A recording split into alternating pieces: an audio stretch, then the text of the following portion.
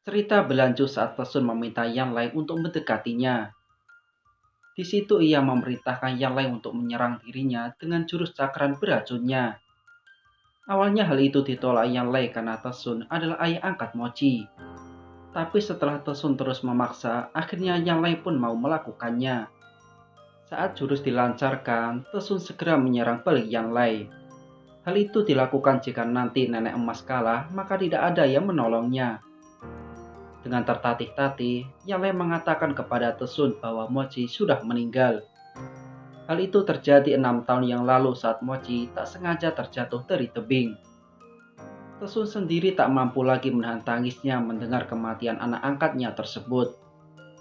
Kesedihan terlihat jelas di mata singa berambut emas tersebut. Mochi yang melihat hal itu dari kejauhan hanya bisa menahan tangisnya. Meskipun tak tega melihat tangis ayah angkatnya itu, ia harus tetap bersembunyi untuk mengetahui kebenaran selanjutnya. Sesaat Tesun mengingat kembali kebersamaannya bersama anaknya itu. Saat-saat ia melatih Mochi dengan golok naga. Namun di momen seperti itu, nenek emas malah segera menyuruh Tesun menyerahkan goloknya. Tesun yang marah mendengar hal itu seketika mengajak nenek emas push rank. Sementara Xiu menghampiri Ciuk dan memberitahu bahwa Mochi berada di kapal ini untuk menyelamatkannya. Pertarungan antar kesatria penjaga Parsi pun tak dapat dihindarkan lagi. Terlihat nenek emas menyerang Tesun dengan jarum beracun miliknya. Sekalipun buta, rupanya Tesun masih bisa menghindar dengan mendengar suaranya.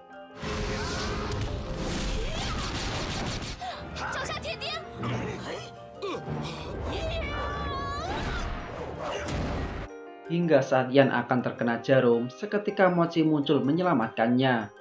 Tapi tetap saja ada beberapa jarum yang mengarah ke tubuh Yan.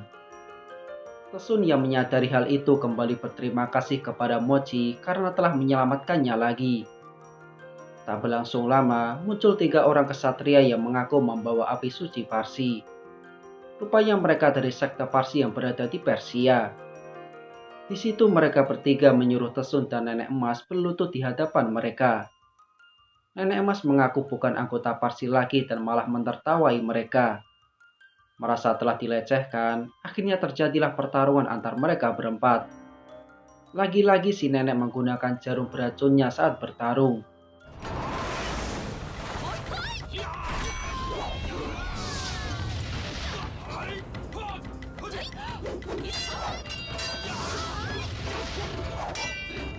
Awalnya terlihat si nenek telah unggul, tapi sesaat ia malah terkena serangan beruntun dan terkapar. Sebagai anggota Parsi yang masih aktif, Tesun disuruh mereka bertiga untuk memenggal kepala nenek emas. Karena ia telah menjadi seorang pengkhianat. Namun hal itu ditolak Tesun karena masih menganggap nenek emas adalah saudaranya. Mereka bertiga yang mendengar hal itu lantas menganggap Tesun adalah pengkhianat lagi dan akan menyerangnya. Namun sesaat Mochi maju dan meminta izin Tesun agar dirinya yang melawan mereka bertiga. Tesun lantas meminjamkan golok naga kepada Mochi untuk bertarung. Mereka bertiga sendiri masih belum tahu bahwa Mochi adalah ketua Parsi pengganti ketua Yungting.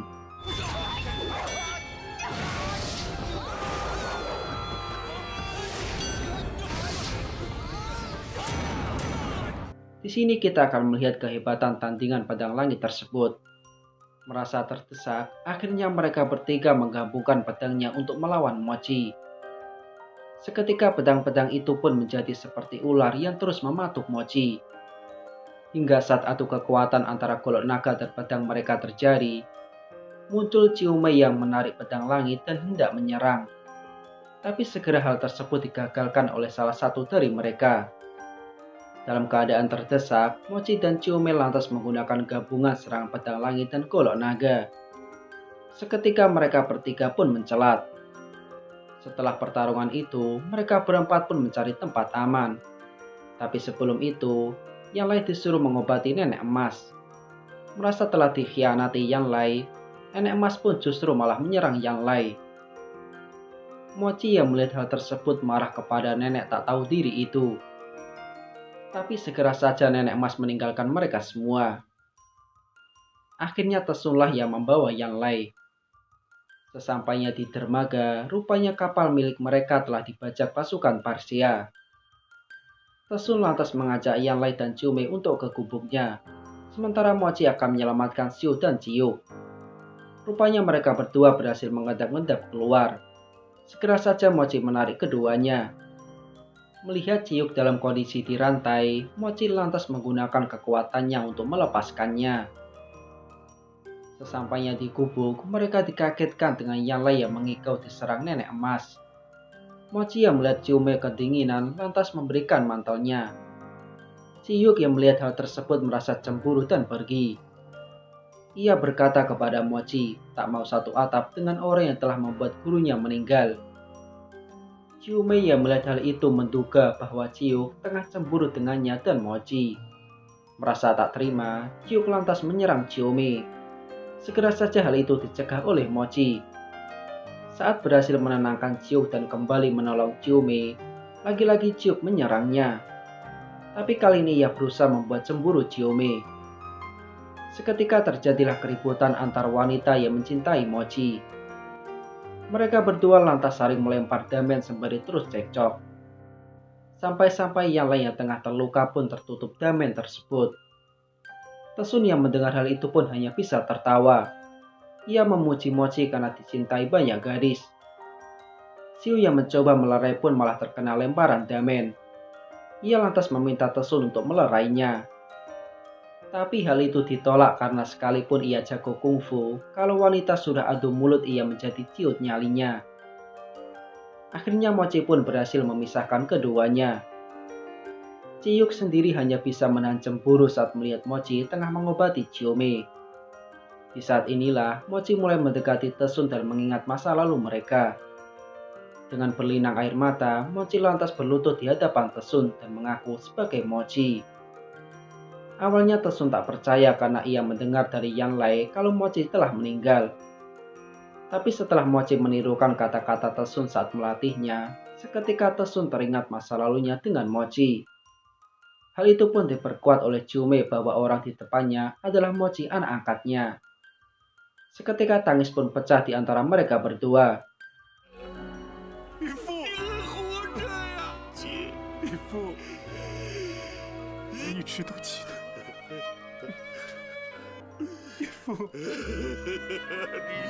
Air mata Tesun pun terus keluar saat Mochi terus menceritakan masa lalu mereka. Semuanya lantas larut dalam kesedihan itu. Setelahnya, mereka dengan saksama mendengar cerita Tesun bagaimana ia dan kedua orang tua Mochi terdampar di pulau es api. Malam semakin larut. Di saat semuanya tengah tertidur, Mochi malah enak-enakan melamun di luar. Ia berhalu melihat Ciumei, Ciuk, Xiu dan Yanlei berpakaian pengantin. Nikmat mana yang ia dustakan ketika bisa memiliki istri 4.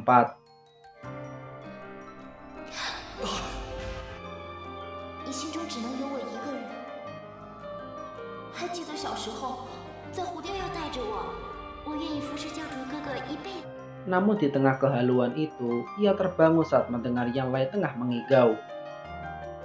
Mendengar pengakuan Mochi kepada Tesun tadi, Yanlei sadar bahwa pria di depannya adalah Mochi.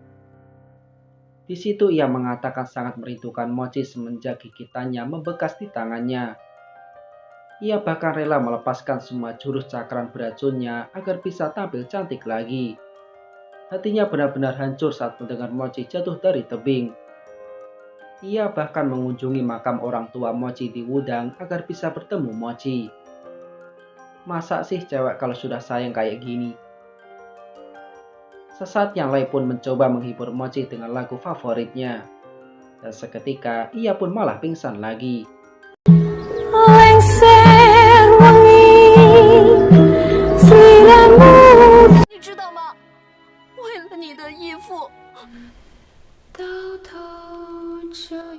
Kemudian Mochi pun mendekati Tesun dan menyampaikan surat perintah terakhir Ketua Yung, yaitu ia menunjuk Tesun sebagai penggantinya. Tesun lantas kaget sejak kapan anak angkatnya itu bergabung dengan sekte Parsi. Ciumei menyambung dengan berkata bahwa Mochi saat ini adalah ketua sekte Parsi. Tak mau kalah, Ciuk juga berkata begitu. Dalam keterkejutannya, Tesun lantas menyerang Mochi dengan jurus perputaran waktu. Spontan Mochi juga mengeluarkan jurus yang sama. Tesun yang merasakan hal itu seketika berlutut di hadapan Mochi dan memanggilnya ketua. Kebahagiaan Tesun lengkap sudah. Setelah kembalinya Mochi di hadapannya, rupanya anaknya kini telah menjadi orang nomor satu di sekte Parsi. Di situ Chome lantas bertanya jati diri nenek bunga emas atau naga berjubah ungu kepada Tesun. Sang singa berambut emas itu pun lantas menjelaskan bahwa naga berjubah ungu adalah wanita tercantik di sekte Parsi. Kenapa? Ya karena dulu di sekte Parsi anggotanya pria semua. Ia juga memiliki darah campuran Cina dan Persia. Semuanya pun kaget mendengar hal itu. Karena yang mereka lihat, saat ini naga berjubah ungu adalah nenek yang burik. Mendengar perkataan Chome, Tesun menduga naga berjubah ungu mungkin sedang dalam penyamaran. Chome lantas meminta Tesun untuk menceritakan kisahnya. Tesun kembali mengingat 30 tahun yang lalu, di mana suatu hari datang 3 anggota Parsi dari Persia. Dengan perintah ketua mereka, naga berjubah ungu yang bernama Persia Toinyi akhirnya sejak saat itu bergabung dengan sekte Parsi. Dan karena kecantikannya Toinyi, dulunya Fan Yu diam-diam mencintainya. Namun saat ketua Yu hendak menikahkan Fan Yu dengan Toinyi, seketika hal itu ditolak oleh Toinyi. Ia berkata telah bersumpah untuk tidak menikah seumur hidupnya, dan mengancam akan bunuh diri jika ia terus dipaksa menikah. Hingga suatu hari, datang seorang pria bernama Honjin ke sekte Parsi. Kedatangannya adalah untuk membalas kematian ayahnya di tangan ketua Yung. Honjin lantas menantang ketua Yung untuk bertarung di dalam danau kristal. Namun sesampainya di sana, Toinyi lantas meminta agar dirinya yang melawan Honjin. Kebetulan Toinyi menggunakan jubah ungu, maka sejak saat itu ia dikenal dengan naga berjubah ungu. Keduanya lantas terjun ke air danau yang bahkan saat musim panas tak ada yang berani menyentuh airnya. Di dalam pertarungan pun terjadi sangat sengit. Sementara di luar, semuanya berharap cemas menanti siapa yang akan menang. Hingga setelah tusuk-tusukan air berlangsung, Toinyi pun keluar sebagai pemenang. Setelah pertarungan itu, Honji yang terluka akhirnya dirawat oleh Toinyi. Namun siapa sangka dari situ keduanya malah jatuh cinta dan menikah. Katanya tadi gak mau menikah seumur hidup. Cewek mah begitu. Penolakan jelas menggema di sekte Parsi akibat pernikahan itu. Bagaimana bisa seorang musuh dijadikan suami? Toinyi yang sudah berubah nama menjadi Nyonya Hon menantang siapapun yang menolak pernikahan itu. Hingga suatu hari, Honjin malah meminta bergabung dengan sekte Parsi. Karena banyaknya penolakan, akhirnya ketua Yung pun tak bisa menerima Honji bergabung dengan sekte Parsi. Namun setelah hari itu, ketua Yung dan istrinya dikabarkan menghilang. Semua usaha pencarian pun sia-sia. Informasi lantas diberikan oleh Fan Yu. Ia tak sengaja melihat Nyonya Hon keluar dari terowongan rahasia. Tesun yang mendengar hal itu bermaksud menghukum Nyonya Hon karena melanggar peraturan sekte tersebut. Tapi Nyonya Hon tak mau dihukum dan malah keluar dari sekte Parsi. Tesun juga menjelaskan kenapa wajah Nyonya Hon jelek sekarang. Ia berkata bahwa di sekte Parsi Persia, ketuanya haruslah seorang perempuan dan seorang perawan. Namun jika si perempuan itu sampai kehilangan perawannya, maka ia akan dipenggal kepalanya. Dan Nyonya Hon adalah salah satu kandidat dari ketua Parsi pusat. Mungkin karena itulah Nyonya Hon menyamar sebagai wanita tua. Karena jelas ia telah menikah dan hilang keperawanannya. Belakangan Tesun mengetahui bahwa pengutusan Nyonya Hon ke Parsi pusat Cina adalah untuk mengambil panduan jurus perputaran waktu. Di mana di Persia panduan mereka telah hilang. Namun sekuat apapun Nyonya Hon mencoba mencurinya, Tesun selalu menggagalkannya. Tapi itu adalah cerita dulu. Kini Tesun justru ingin menyelamatkan Nyonya Hon dari tangan Persia. Segera saja ia mengajak yang lainnya untuk pergi menyelamatkan Nyonya Hon. Sementara di tempat lain, terlihat nenek emas hendak menjalani hukuman akibat keluar dari sekte Parsi. Sesaat rombongan Mochi pun datang. terlihat raut wajah gugup menyelimuti Xiu. Tiba-tiba Xiu yang awalnya pendiam, spontan mengeluarkan kungfunya dan menyerang tanpa henti. Mochi lantas memanfaatkan situasi itu untuk bertarung dengan kesatria di atas. Mochi lantas menggunakan ketua utama mereka untuk dijadikan tameng. Saat berhasil menyandranya, Mochi segera mengajak yang lainnya untuk pergi. Di situ Chiume tak sengaja melihat tulisan Persia di bekas luka di pipi si ketua.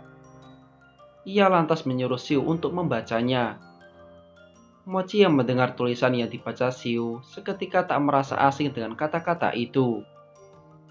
Ia menduga apa itu pedoman dari level ke-7 jurus perputaran waktu. Namun saat akan pergi, mereka semua dikagetkan dengan kemunculan 3 kesatria itu lagi. Mochi segera maju dan melawan mereka. Dengan stamina yang stabil, Mochi mampu mengimbangi mereka semua. Ia yakin senjata mereka tertulis pedoman ke-7 perputaran waktu.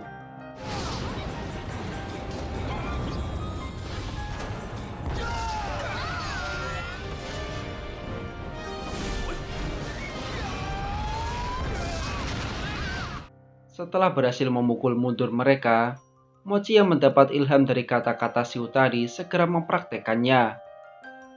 Seketika level ke-7 jurus perputaran waktu berhasil ia kuasai dan mampu mengalahkan mereka semua.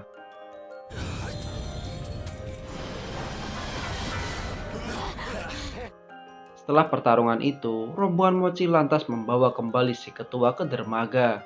Di situ Tesun menyuruh para Persia untuk melepaskan si nenek jika ingin ketua mereka hidup. Awalnya hal itu ditolak, tapi setelah keadaan memburuk, mereka pun menyetujui hal itu. Dikeluarkanlah nenek emas dan segera ditukarkan dengan si ketua. Di situ si nenek berterima kasih kepada Tesun karena telah membebaskannya. Namun tiba-tiba si nenek malah membuka jati diri aslinya. Semua Persia pun berlutut saat tahu wanita di hadapannya adalah Toinyi, salah satu orang suci Parsi. Kemudian Toinyi mendekati Xiu sembari meminta agar dirinya dipanggil ibu.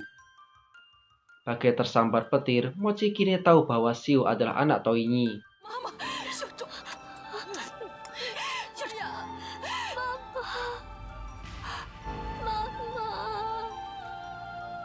Dengan mata berkaca-kaca, Xiu mengutarakan kerinduannya kepada sang ibu.